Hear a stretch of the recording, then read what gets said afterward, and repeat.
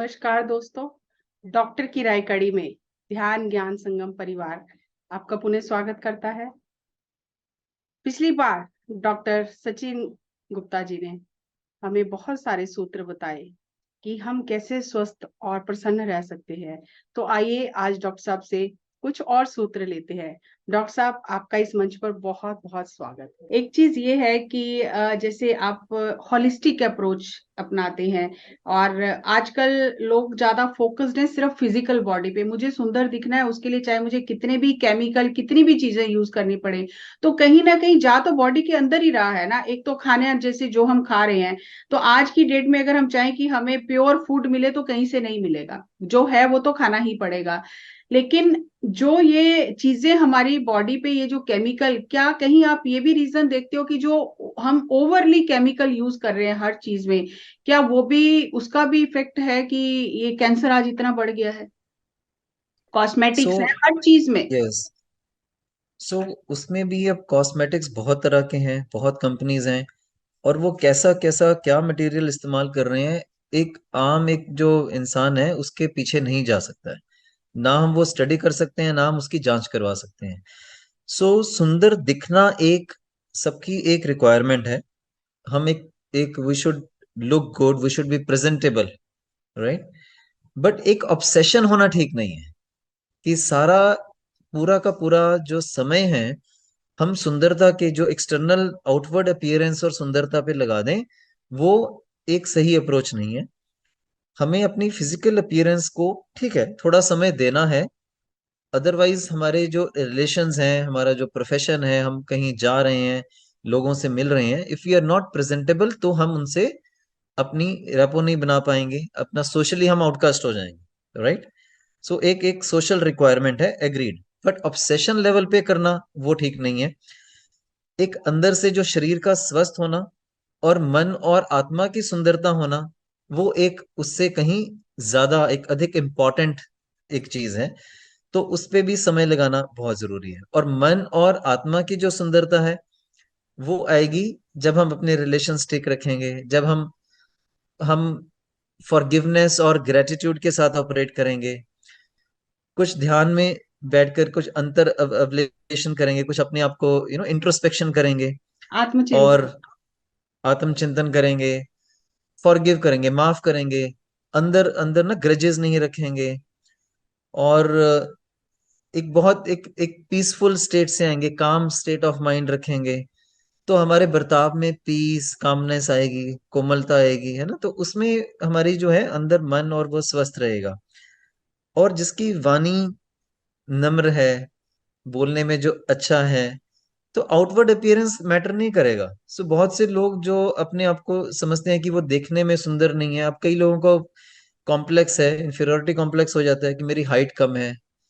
और बट ऐसे बहुत से उदाहरण हैं संसार में जिन लोगों की हाइट कम थी। अब हमारे प्रेसिडेंट थे एपीजे अब्दुल कलाम, उनकी हाइट कोई बहुत ज्यादा नहीं थी। प्राइम मिनिस्टर लाल बहादुर शास्त्री, उनकी हाइट ज्यादा नहीं थी। तो ऐसे बहुत एग्जाम्पल, इवन स्पोर्ट्स में, even Sachin Tendulkar is not a very tall player, है ना। उनकी यस। हाइट एक एवरेज हाइट की है, पर देखो उन्होंने कितना अपने आप को किस शिखर तक पहुंचे हैं अपने प्रोफेशन में। तो बहुत से लोग कम हाइट के बावजूद बहुत आगे पहुंचे हैं। इसी तरह से जो कलर ऑफ स्किन है उस पे बहुत ज्यादा ऑब्सेशन है, फेयर दिखना।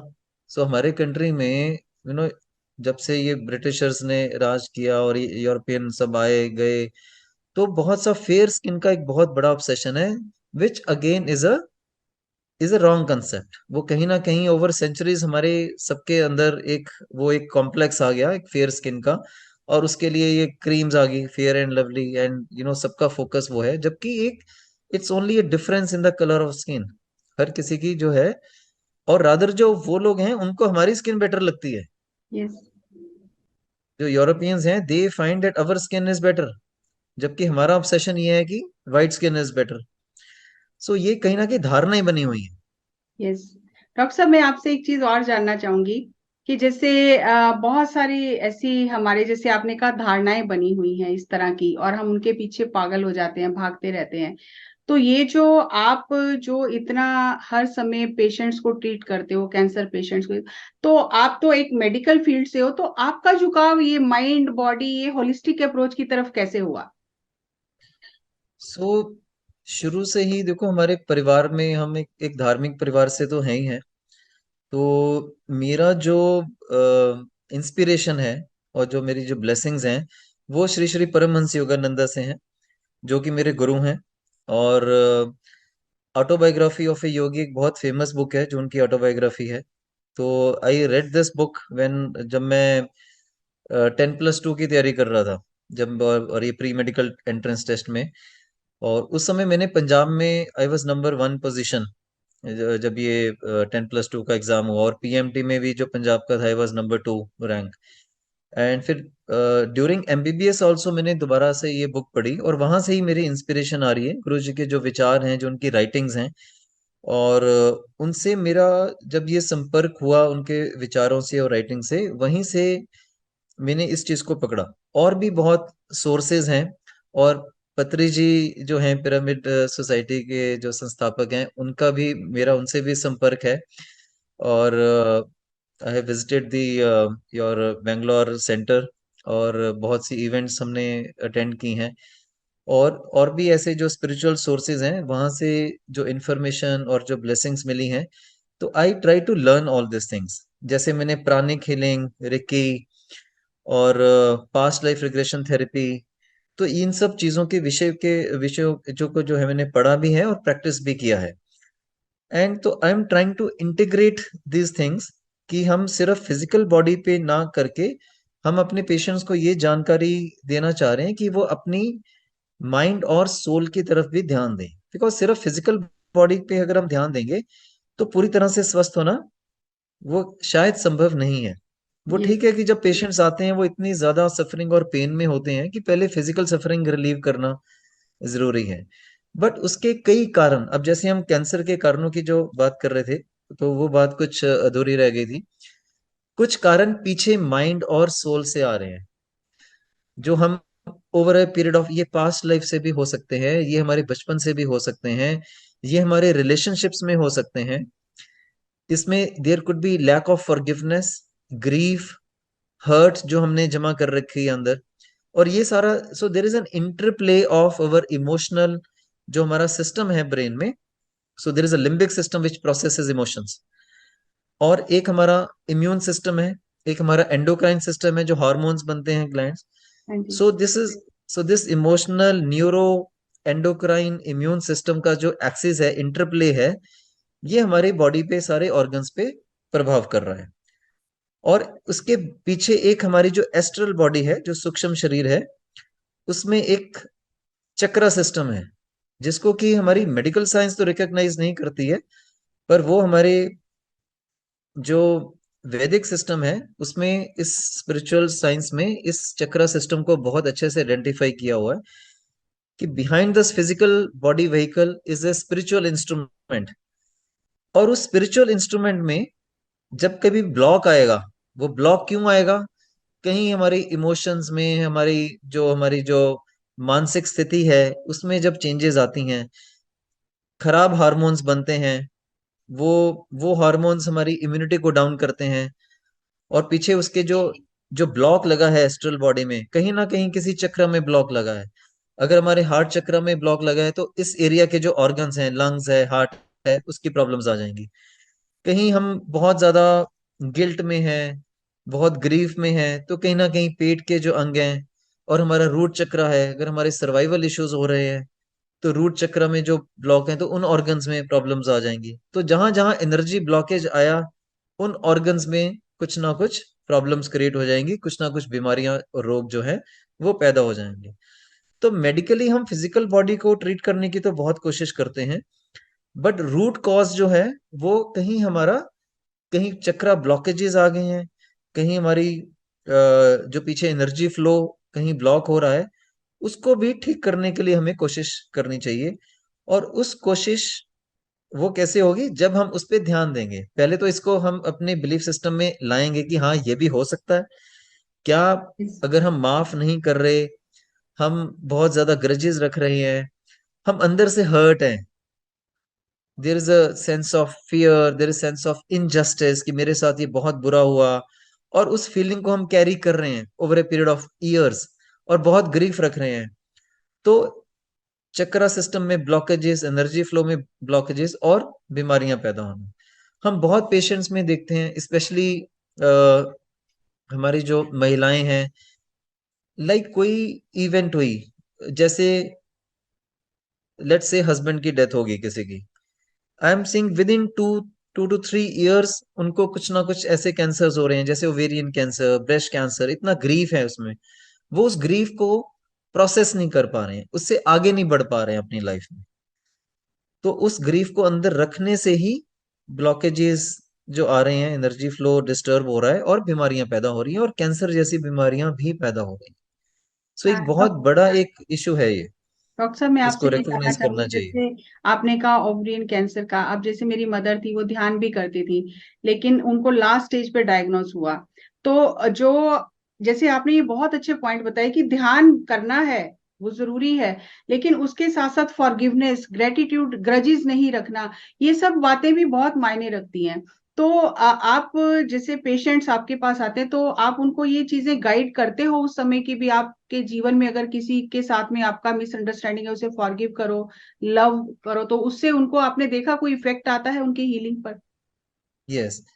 सो इसमें ऐसे स्टडीज नहीं है कि अगर किसी ने ध्यान किया और तो उसमें एक डेफिनेट वो हो गया, but definitely those patients are happier. वो अपनी जो लाइफ को है वो बेटर हैंडल कर, अपनी सिचुएशन को और बेहतर तरीके से हैंडल कर पाते हैं, अपने स्ट्रेस को बेहतर हैंडल कर पाते हैं, साइड इफेक्ट्स कम होते हैं। So there are patients who are more positive, जो कि एक अंडरस्टैंडिंग से ये करते हैं। उन लोगों में साइड इफेक्ट्स की भी जो है, हम उतने साइड इफेक्ट्स नहीं देखते हैं अपने ट्रीटमेंट के। और when they improve their relationships, when they work with love and forgiveness, definitely उनकी लाइफ में एक बहुत बेहतर जो है चेंजेस आती हैं, और वो उनकी हीलिंग में भी इफेक्ट करते हैं। सो कुछ जो है लोगों ने ऐसी स्टडीज भी की हैं कि जब हम ध्यान करते हैं, जब हम और ये सारी जो योगा कर रहे हैं, ध्यान कर रहे हैं, डीप ब्रीदिंग कर रहे हैं, और साथ साथ अपनी डाइट पे भी जो है चेंजेस लेके आ रहे हैं, तो अंदर से जो हार्मोन्स हैं वो भी बेटर बन रहे हैं। और कुछ ऐसे जो मार्कर्स हैं, इन्फ्लेमेशन के जो मार्कर्स हैं या बीमारियों के मार्कर्स हैं, ब्लड टेस्ट हैं, उसमें भी इम्प्रूवमेंट देखी गई है, उनके ब्लड प्रेशर में भी इम्प्रूवमेंट देखी गई है। और ये पेशेंट्स जो हैं अपनी सिचुएशन और बीमारी को ज्यादा अच्छी तरह से डील भी कर सकते हैं, और जल्दी स्वस्थ भी हो सकते हैं, और साइड इफेक्ट्स भी कम होते हैं। आप म्यूट में हैं। एक चीज और जानना चाहूंगी कि जब आपके पास पेशेंट आता है, चाहे वो फर्स्ट स्टेज में हो, कैंसर नाम ही अपने आप में डरा देने वाला है कि बस अब तो गए, अब तो मतलब मृत्यु दंड मिल गया है अब। और फैमिली के लोग भी बहुत डरे होते हैं, जैसे आपने बताया कि लोग चाहते ही नहीं है कि बताया जाए। मैंने भी एकदम से मदर को नहीं बताया कि वो फाइनल स्टेज पे पहुंच गई हैं। तो आप ऐसे पेशेंट को तो डील कर ही रहे हो, अपने बेस्ट दे रहे हो, तो ऐसे फैमिली मेंबर्स के साथ में उनको कैसे आप ये समझाते हो कि वो इस बात के लिए तैयार हो जाएं? सो फैमिली मेंबर्स भी बहुत एक भय की स्थिति में होते हैं, डरे होते हैं, और उनको भी नेचुरली अपने सगे संबंधी को खोने का एक एक जो एक डर है, वो एक बहुत बड़ा डर है। तो उनको भी हमें साथ साथ फैमिली मेंबर्स की भी काउंसलिंग चलती रहती है, एंड फैमिली मेंबर्स को भी हम ये जानकारी देते हैं कि पेशेंट की क्या स्टेज है, क्या ट्रीटमेंट है। देखो, थोड़ा एक एक हौसला देना तो एक बहुत जरूरी है, बिकॉज एक बहुत एक बड़ी सिचुएशन एक पैदा हो जाती है जब ये डायग्नोज होता है। तो इस इंफॉर्मेशन को जो लेने में कुछ समय लग जाता है। And first stage is stage of shock, फिर आती है stage of acceptance, right? So shock, acceptance, then we move to stage of action, right? ये एक प्रोसेस करने में कुछ दिन, कुछ हफ्ते तो लगते हैं, और जितना जल्दी हम इसको इंफॉर्मेशन को प्रोसेस करके एक्शन की तरफ बढ़ते हैं, उतना ही बेहतर रहता है। अगर हम शॉक में ही रहेंगे और कुछ उसके लिए कुछ एक्ट नहीं करेंगे, तो नेचुरली बीमारी बढ़ जाएगी, और उसको फिर और कंट्रोल करना या ठीक करना और मुश्किल हो जाता है। तो इसके लिए हमें बहुत से फैमिली काउंसलिंग जो है ट्रीटमेंट के साथ साथ चलती रहती है, और एक स्पिरिचुअल इंफॉर्मेशन नॉलेज देना भी एक साथ साथ चलता रहता है। और लव, फॉरगिवनेस, ग्रेटिट्यूड के साथ काम करना, and compassion is another thing जो एक बहुत जरूरी है हमारे प्रोफेशन में भी और हमारी काउंसलिंग में, वो भी, उसका भी हम बहुत इस्तेमाल करते हैं। डॉक्टर साहब, आपने जैसे इतनी सारी बातें बताई, हीलिंग थेरेपीज इतनी सारी हम यूज, ये जो आप बता रहे हो फॉरगिवनेस है, ये तो खुद ही करना है ना, हमें ही करना है, इसमें तो डॉक्टर कुछ नहीं कर सकता। डॉक्टर सजेस्ट कर सकता है कि आप इस तरह से अपने आप को रिलैक्स कर सकते हो, अपने ये जो सप्रेशन है इसको रिलीज कर सकते हो, और जो करेगा तो वो अपने आप उसका इफेक्ट उसको दिखेगा। तो ये मैं आपसे जानना चाहती हूँ कि बहुत सारे लोग ध्यान भी करते हैं, बहुत सारे अच्छा जीवन जीते हैं, ईमानदारी से रहते हैं, लेकिन फिर उनको भी ये चीज आ जाती है, तो कहाँ कहीं ना कहीं जैसे आपने कहा ये पास्ट लाइफ और कर्मा का भी पार्ट है, उसे एक्सेप्ट ही करना है हमें। यस। सो एक ये बहुत एक डिफिकल्ट विषय है जो आपने अभी जो प्रश्न पूछा है। अब जैसे हमारे पास कई बच्चे भी आते हैं कैंसर से, बहुत छोटे बच्चे, मतलब 1 साल, 2 साल, 4 साल ऐसी एज में भी कैंसर्स होते हैं। सो कई बार चैलेंजेस जो हैं वो पेरेंट्स के लिए भी हो सकते हैं अगर बच्चे में कैंसर आ रहा है, राइट। यस। सो दिस इसमें बहुत कुछ कार्मिक है, बहुत कुछ हमने, जब हम कहते हैं ना लाइफ चार्ट हम बनाते हैं जन्म लेने से पहले, तो अपने चैलेंजेस हम, हर सोल अपने चैलेंज डिफाइन करके आता है लाइफ में, मेजर इवेंट्स जो हैं।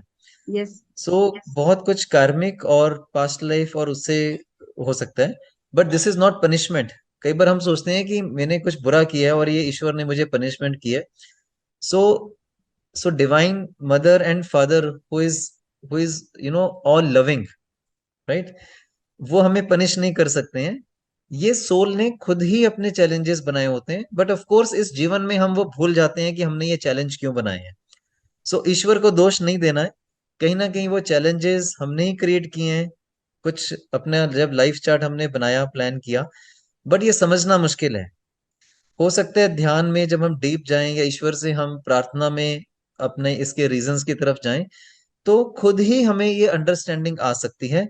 कोई दूसरा तो आपको नहीं बता सकता है, जब ये हमें कोई कारण, ऑब्वियस कारण जब नहीं दिख रहा है, और डॉक्टर्स कैपेबल नहीं है कि आपके हर जीवन के हर कारण और पास्ट लाइफ जो कारण है या कार्मिक रीजन है वो हम बता सकें। मे बी जो अवतारी पुरुष हैं, परम ज्ञानी हैं, वो शायद देख सकें, बट ऐसे आमतौर पे ये संभव नहीं है।